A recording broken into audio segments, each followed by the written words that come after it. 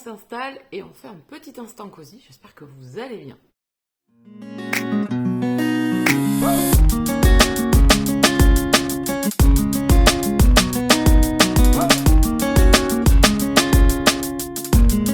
Première étape, on va enlever les lunettes pour éviter d'avoir ce reflet intempestif qui est pénible.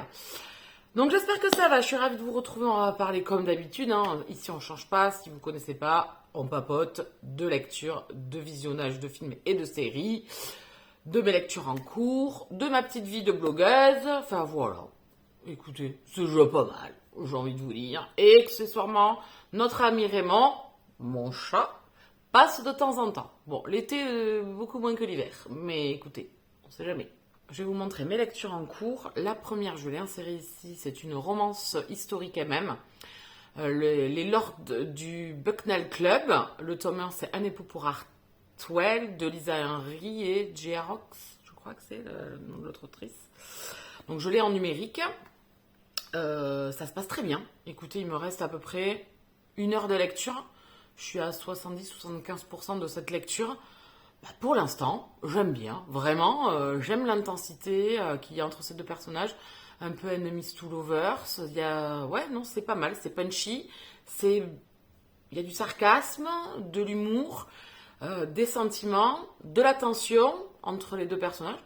Pour l'instant, je suis agréablement surprise, j'ai déjà lu Lisa Henry, donc ça l'a fait, ça l'a pas fait, donc voilà.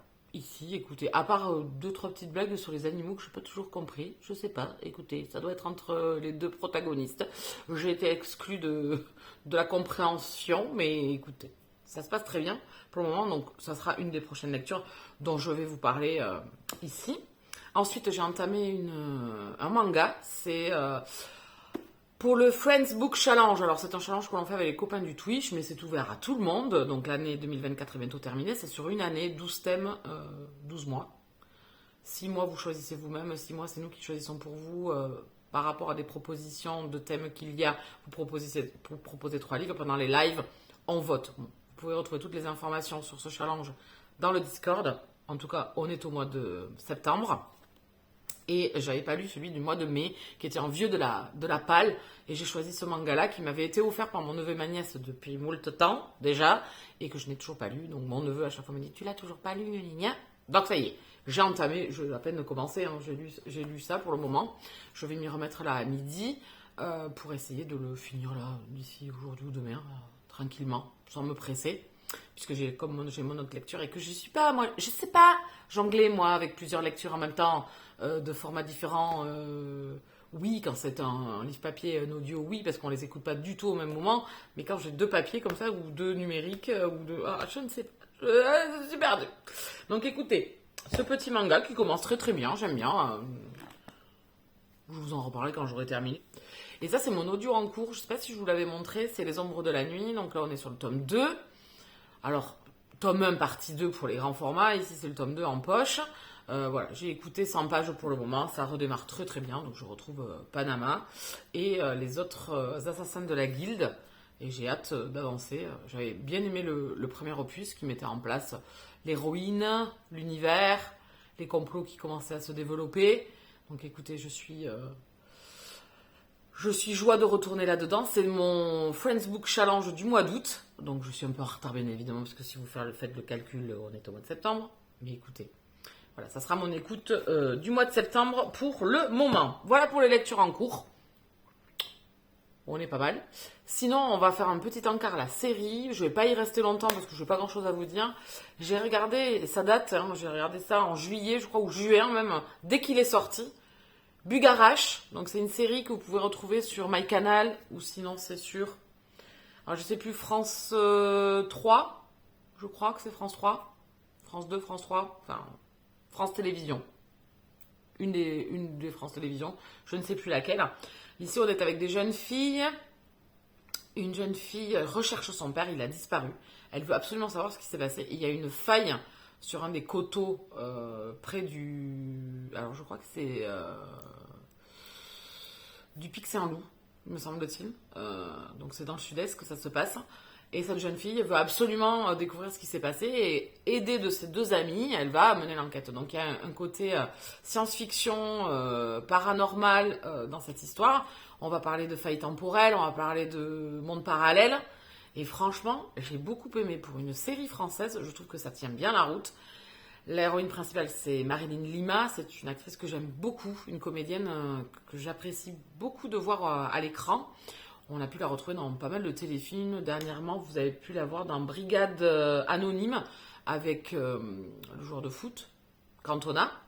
Elle était dans Scam France aussi. Enfin voilà, elle a fait pas mal de téléfilms et de séries. Moi, je l'avais découverte dans Scam France et je l'avais adorée. Elle jouait le rôle de Manon. Et voilà, ce personnage m'avait beaucoup plu. Depuis, je la suis et j'aime bien regarder ce qu'elle fait. Et donc, il y avait cette série qui était annoncée, alors qui change un petit peu au niveau série française. Et voilà, on est vraiment dans la science-fiction. On est vraiment dans ouais, des mondes parallèles et la découverte de cette jeune fille sur les secrets de ces univers parallèles et surtout qu'est-ce qui est arrivé à son père, comment on en est arrivé là. Donc il y a un peu un complot aussi de personnes qui vont lui mettre des bâtons dans les roues. Franchement, première saison, alors j'espère qu'il y aura une suite parce que au vu de cette fin, je pense qu'il y aura une suite obligatoirement. Enfin, j'espère qu'elle sera re-signée. En tout cas, elle a fait une belle rentrée quand elle est sortie. Elle a fait une belle audience. Donc, j'espère qu'il y aura une saison 2 parce que franchement, je vous la conseille si vous ne connaissez pas. Si vous aimez la science-fiction, bien évidemment. Et voilà, portée avec des jeunes actrices. Donc, dont une actrice aussi, la deuxième, je ne me rappelle pas jamais de son nom. Elle a joué dans Mixte, la série sur les années 60 avec le lycée qui devient mixte du coup, où il y a des garçons et des filles dans les années 60. Elle a joué aussi dans Scam France et elle tient un rôle qui est vraiment sympa dans Scam France, un personnage qui évolue beaucoup. Donc voilà, je vous conseille cette série. On va passer au bouquin. Donc le premier dont je vais vous parler, je vais insérer l'image ici, je l'ai lu en numérique. C'est Cutback de Sonny Way Loomis. Ce roman-là, je l'avais découvert à l'époque où elle l'écrivait sur Wattpad, parce que je la suivais, parce qu'on lisait à peu près, on aimait bien les mêmes lectures, donc j'avais vu qu'elle écrivait sur Wattpad. J'étais allée faire ma curieuse, bien évidemment. Après, c'est pas un format que j'aime lire sur Wattpad. J'aime bien, moi, lire en numérique ou en papier. Donc j'avais commencé cette histoire qui m'avait fortement plu, puisque quelques années avant, j'avais lu La Déferlante de Lily Haim. J'avais eu un énorme coup de cœur, et donc ici, on retrouvait cet univers de surfeur, et j'avais très envie de découvrir cette histoire. Et au fil des chapitres qu'elle mettait en ligne, je trouvais ça super sympa, j'aimais beaucoup les deux personnages. Elle a repris l'écriture de ce roman et maintenant vous pouvez le retrouver sous tous les formats, donc numérique, broché et relié. Il est sorti le 2 août. C'est une romance contemporaine et même vous allez suivre des surfeurs, deux jeunes surfeurs, dans un club de surf sur la côte californienne. Et on va suivre un jeune homme de 16 ans, au tout début de l'histoire, qui va rencontrer un homme, enfin un jeune homme aussi, mais qui est un peu plus âgé. Ils vont plus jamais se revoir. Et quelques années plus tard, le destin les remet sur le même chemin. Et cette histoire, ou ce moment qu'ils ont eu quelques années plus tôt, va ressurgir, va rejaillir. Les émotions et les sentiments qu'ils avaient ressentis à l'époque vont être là. Et on va débuter cette relation assez compliquée, puisque, comme je vous dis, il y a de l'écart d'âge. Il n'y en a pas non plus énormément, mais il y a de l'écart d'âge. Et vous allez être dans l'univers du surf. Donc, on va voguer sur les planches et en même temps, on va suivre cette romance. Alors, c'est vraiment une romance contemporaine feel good. Vous allez avoir des moments intenses entre les deux personnages. Vous allez avoir un climax, forcément, à un moment donné, où il se passe un événement pour les deux personnages qui peut remettre en question leur histoire. Forcément, le schéma ne change pas, mais le fait d'être dans une romance contemporaine, c'était doudou, c'était agréable. J'ai bien aimé les deux personnages. Même si le personnage principal, Hayden, le jeune homme, il a 18 ans, on voit par moments qu'il manque de maturité, il est borné, il est très têtu, et c'est un peu un rouleau compresseur par moments, sans essayer de voir plus loin, de comprendre les choses, d'avoir une maturité sur les événements.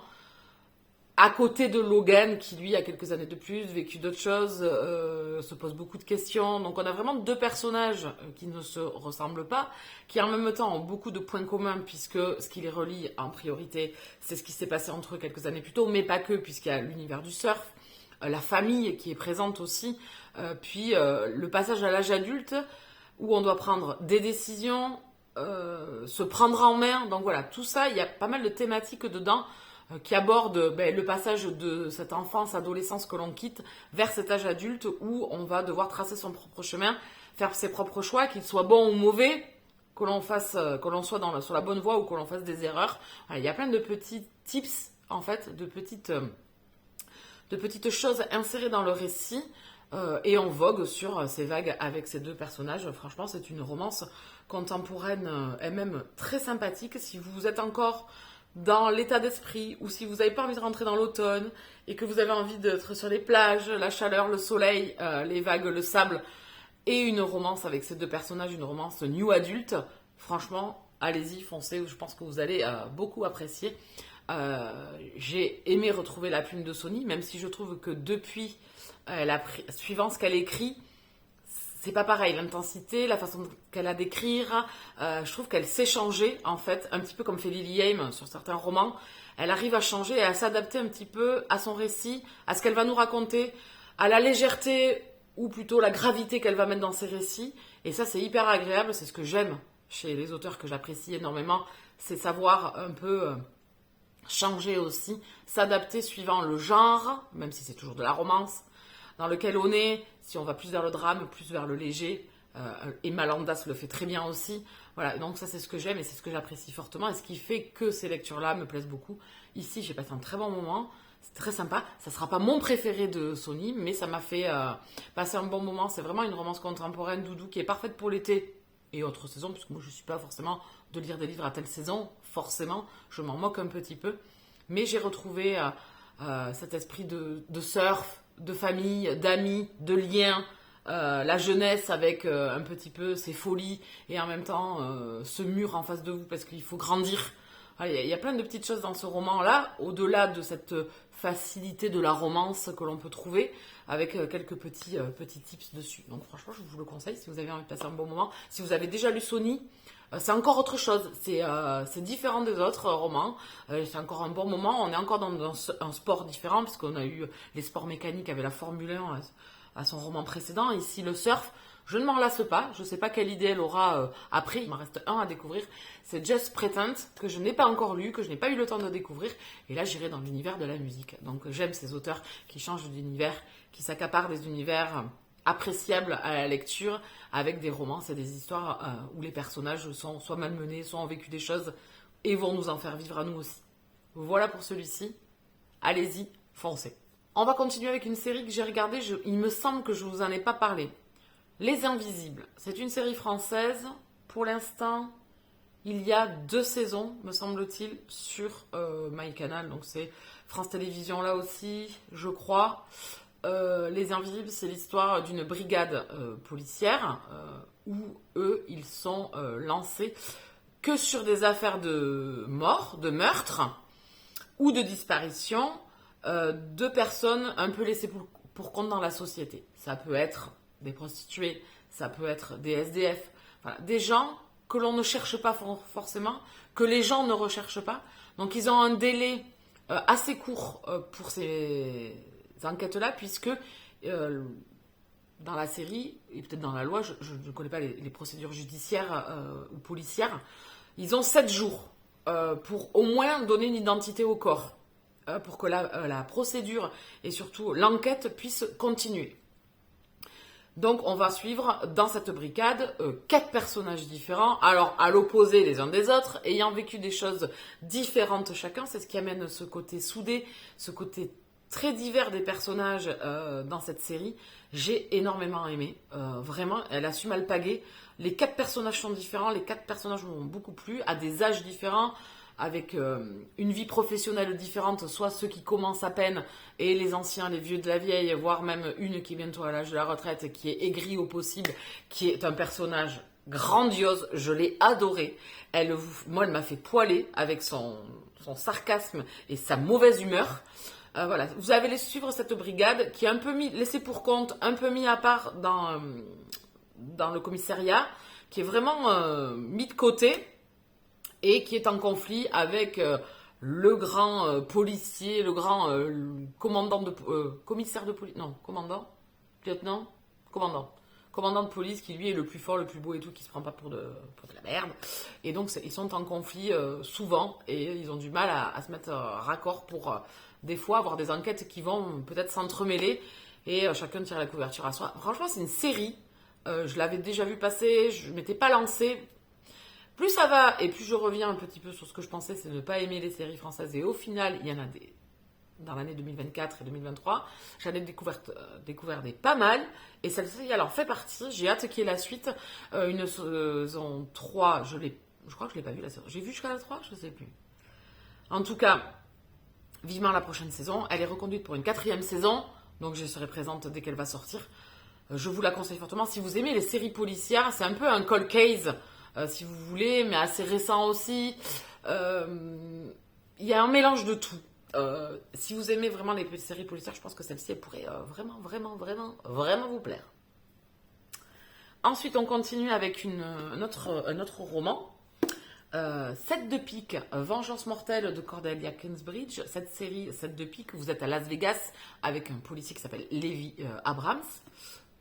Et vous allez avoir un tueur en série qui va sévir à Las Vegas et qui va tuer des gens qui sont pas catholiques, quoi. Des gens qui, quelque part, lui, estiment qu'ils méritent de mourir. Il laisse des cartes de visite sur les cadavres, donc des cartes du 7 de pique. Et vous allez enquêter avec Lévi, qui va croiser le chemin d'un chasseur de primes qu'il connaît et qu'il a du mal à supporter.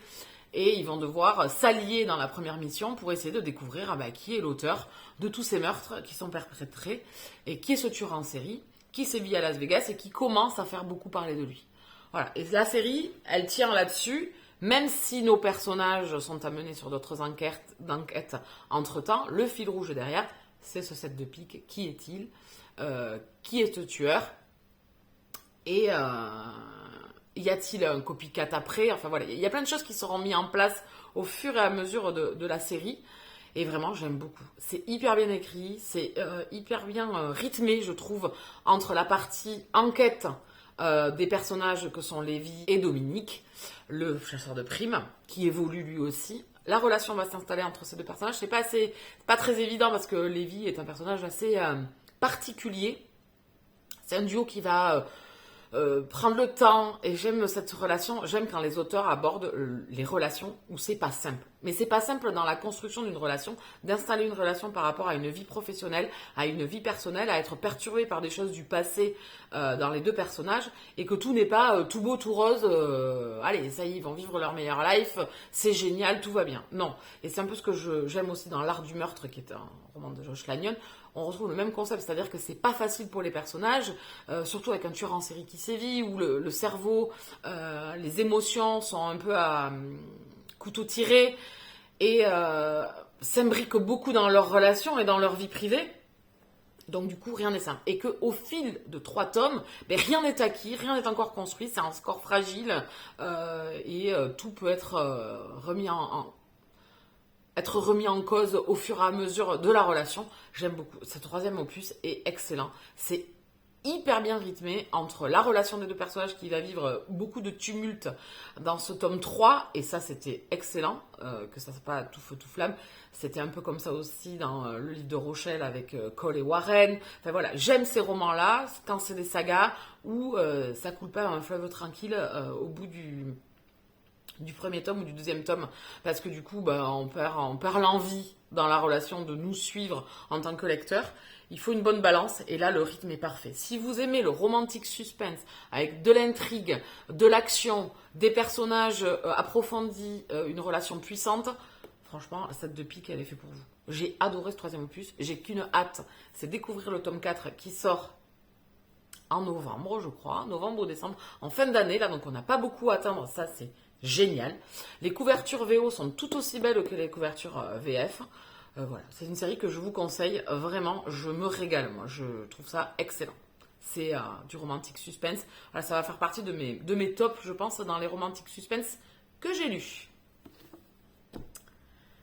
Eh bien écoutez, on va s'arrêter ici pour aujourd'hui. Je reviendrai pour finaliser la vidéo, parce que là j'aimerais bien lire, comme c'est ma pause de midi, j'aimerais bien lire un petit peu là avant de reprendre le taf. Il est 1h moins 10, donc comme je reprends à 1h30, j'aimerais bien grignoter quelques petites pages. Donc je vous retrouve très vite pour la suite de cette vidéo. Je reviens du... Alors non, toujours étape première. On enlève les lunettes. Donc j'espère que vous allez bien. On se retrouve pour la suite de cette vidéo, papotage, lecture et série.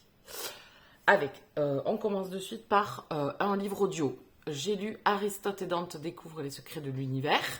Enfin, je vous dirai pas le nom de l'auteur, vous l'avez écrit, je pense que tout le monde connaît ce roman-là. Il avait fait beaucoup parler de lui à l'époque où il était sorti. On est ici sur du young adulte et même. Alors c'est pas ce que j'aime le plus lire, mais c'était un roman dont j'ai entendu, rentendu, même des copines qui, comme moi, lisaient à peu près les mêmes choses, l'avaient beaucoup aimé. Je me suis dit, un jour, il va falloir vraiment que je passe le cap. Donc, j'avais déjà lu Love, Simon. Voilà, et j'avais regardé le film. J'ai regardé le film il n'y a pas longtemps, de Love, Simon, d'ailleurs.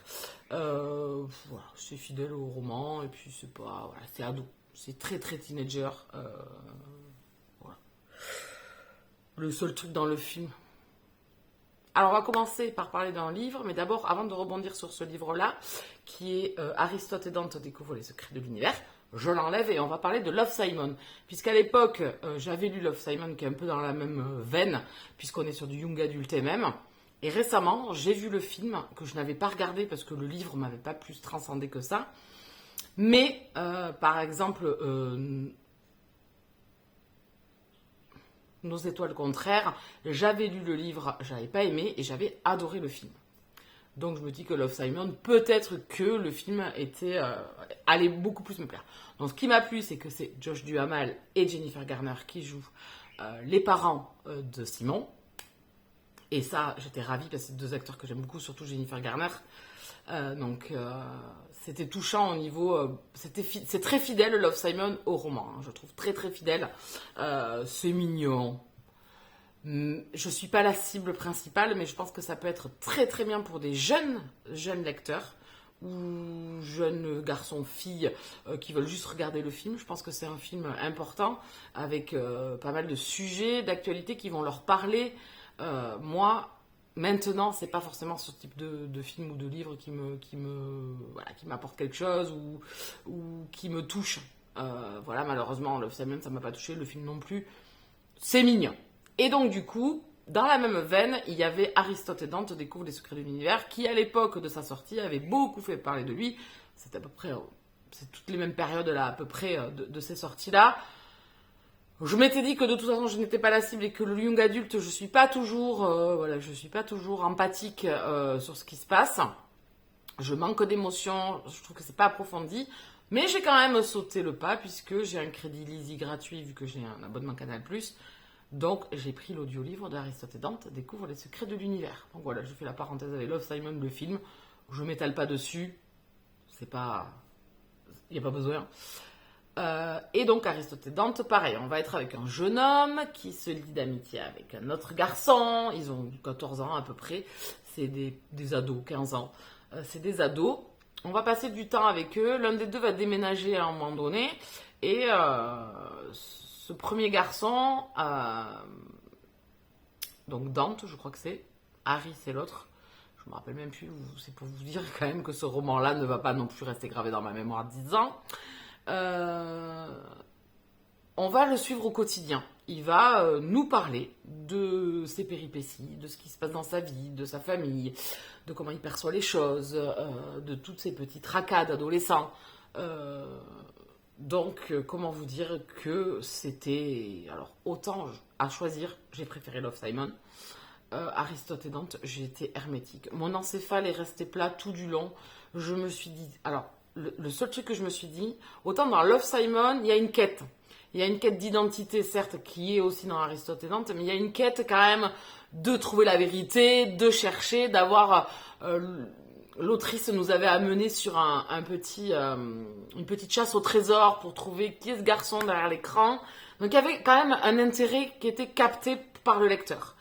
Ici, il n'y a aucun intérêt en fait. On va suivre les aléas et toutes les pensées de ce jeune homme parasité par sa vie quotidienne, par sa vie d'adolescent, de futur adulte, puisqu'il va avoir le permis, etc. Alors, il va avoir 16 ans, etc. J'ai trouvé que c'était long, que ça servait pas à grand chose. Et en fait, quand j'ai fini le roman, je me suis dit, tout ça pour ça. Non, parce que je me suis dit, moi, à 15 ans, mes petits tracas quotidiens et tout ça, mon voisin s'en serait foutu si j'avais écrit un bouquin et que je lui avais fait lire, quoi. Franchement, voilà. Et c'est la perception que j'ai eue. Il n'y a aucune émotion, aucune empathie. Il se passe rien, en fait. Il se passe les aléas d'un jeune homme ou d'une personne, mais quelle que soit son identité, son intimité ou quoi que ce soit, lambda pour moi. Je me suis pas, voilà, je me suis dit c'est moi et il n'y a aucun intérêt en fait à raconter cette histoire. On a une chute à la fin, je me suis dit mais j'ai attendu tout ça pour ça. L'audiolivre est très mal fait, il y a des grosses coupures longues entre les chapitres, donc il y a un blanc qui se fait, donc il y a un manque d'intérêt, c'est des chapitres. Mais alors, c'est même plus des chapitres, c'est des lignes par exemple, des fois. C'est 2 lignes et vous passez au chapitre suivant. Ça manque d'intensité, ça manque d'attrait, ça manque de rythme.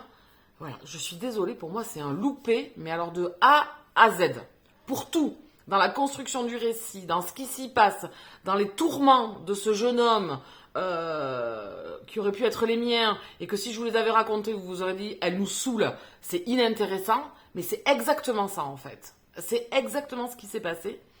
Sur des choses qu'on perçoit par moments de la part de ce jeune homme et de la quête qui est au bout, hein. On sait ce qu'il y a au bout, on sait cette amitié qui va se transformer, etc.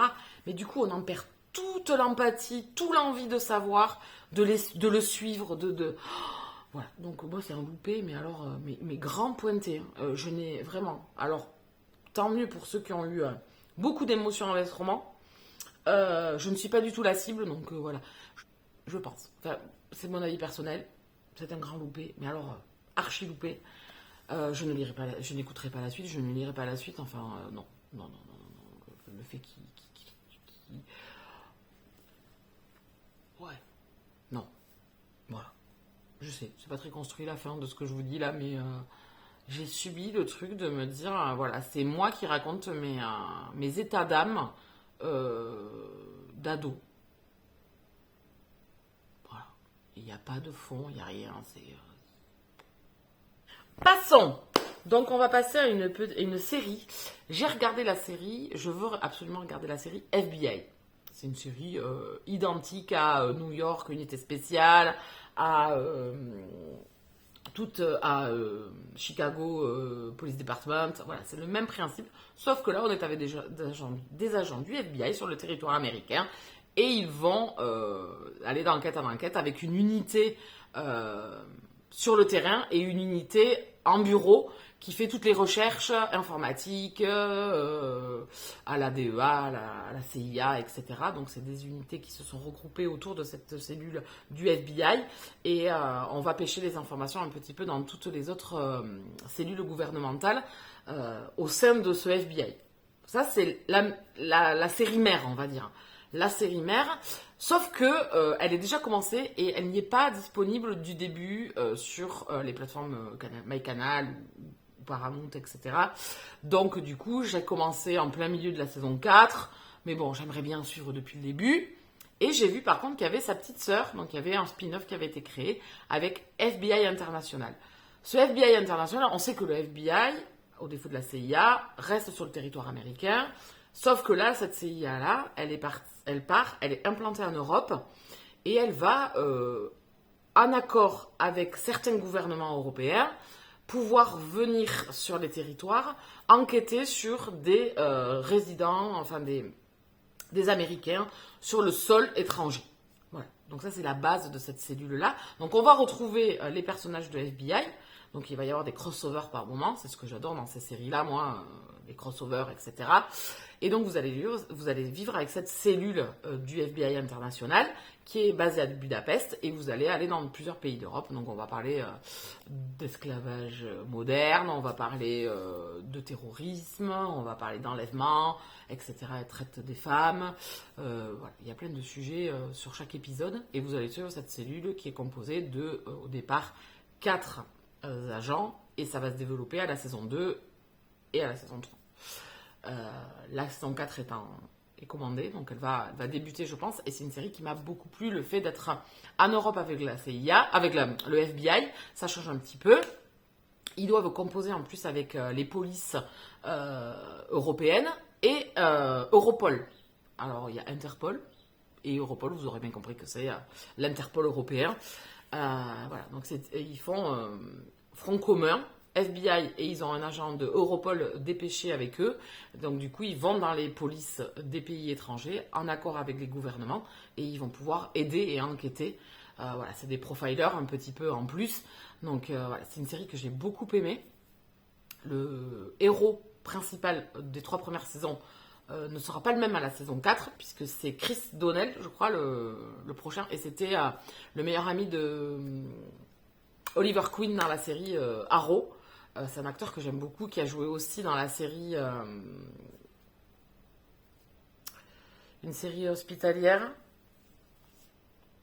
Chicago Med, d'ailleurs. Dans Chicago Med, il a joué les 2 premières saisons dans Chicago Med et c'est un acteur que j'aime beaucoup et je suis trop contente qu'il reprenne un autre rôle. Du coup, l'un va partir, un autre va arriver. Voilà, donc c'est une série comme les séries policières de Dick Wolf, c'est le même producteur que New York Unité Spéciale, etc. Donc moi j'aime beaucoup. Franchement, c'est le même principe qu'Esprit Criminel. Voilà, on est avec une unité. Comme NCIS, etc. Bon, ça fonctionne très très bien, donc j'aime beaucoup. J'ai hâte d'avoir la suite, parce que là, forcément, moi, je suis arrivée au bout de ce qui était disponible, donc j'espère qu'ils vont vite mettre la suite pour que je puisse continuer cette série. C'est entraînant, en même temps, il y a un fil conducteur sur la vie des personnages, donc moi, c'est vraiment ce que j'aime. Voilà, donc je l'ai bouffé. Et on va finir avec un dernier bouquin, avec L'âme du désert de Charlie Dark. Je vous avais parlé, il y a bien longtemps, du harem de l'alpha, qui était son premier dans l'univers du royaume des alphas. Alors au départ, ça devait être qu'en one-shot, ça a très très bien marché, puisque moi j'ai adoré en plus, donc j'ai été ravie qu'elle décide de continuer l'aventure avec des personnages que l'on rencontre au fil de la route dans les différents tomes, et on va continuer avec ce royaume des alphas. Donc on va en rencontrer d'autres, et ici on va suivre Rami, meilleur ami de Altaïr, du tome 1, donc on l'avait déjà rencontré, et c'est son histoire. Donc, Rami a quitté le palais et est retourné auprès de sa famille, qui sont des nomades. Donc, on a vraiment cette impression de désert. Donc, ici, on est dans une romantaisie avec des alphas. Donc, c'est un univers d'omégaverse. On part du principe que les alphas vont se lier à des omégas. Les omégas peuvent enfanter. C'est des romances MM. C'est dans un univers oriental. Donc, le premier tome se passait dans un palais où on suivait Altaïr, le prince. Et dans ce deuxième opus, on suit un de ses soldats, son meilleur ami, qui est parti du palais, qui a rejoint sa famille. Et on va suivre son histoire et son union avec un autre personnage, un Oméga, qui s'appelle Lace. Au début, c'est un enemies to lovers. Et on est implanté dans ce sable, dans ce désert, avec ces 2 personnages qui vont devoir s'apprivoiser. Aucun des 2 ne veut la vie qu'on leur dicte. Et au fil des pages, on va découvrir l'histoire de chacun, surtout celle de Lace, puisque celle de Rami, on la connaissait quand même un petit peu, si vous avez lu le tome 1. Donc il faut avoir lu le tome 1. Alors, vous pouvez ne pas avoir lu le tome 1, mais ça serait bête quand même de ne pas lire le tome 1, qui est excellent. Donc ici, vous retrouvez cet esprit oriental. Et ici, vraiment, cet esprit nomade, désert, cette solitude face au monde, face au ciel et face à soi. Et donc, ils vont devoir se rapprocher avec une famille, la famille de Rami, pas très facile à vivre.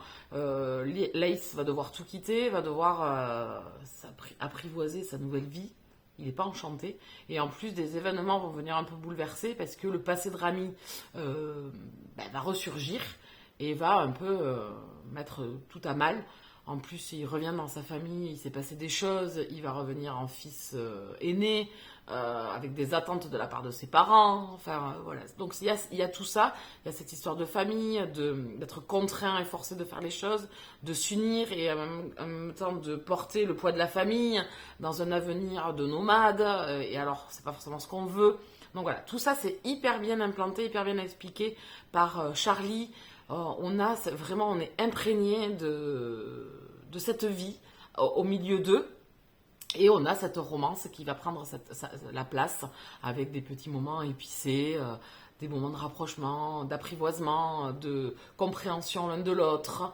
Et Lace va laisser tomber les barrières pour essayer d'écouter Rami, de le comprendre, parce que Lace est un jeune homme mince qui a peur de ce grand guerrier, un peu brut de décoffrage, mais qui au fond n'est peut-être pas ce qu'il paraît. Et inversement, Lace n'est peut-être pas ce qu'il paraît non plus aux yeux de Rami.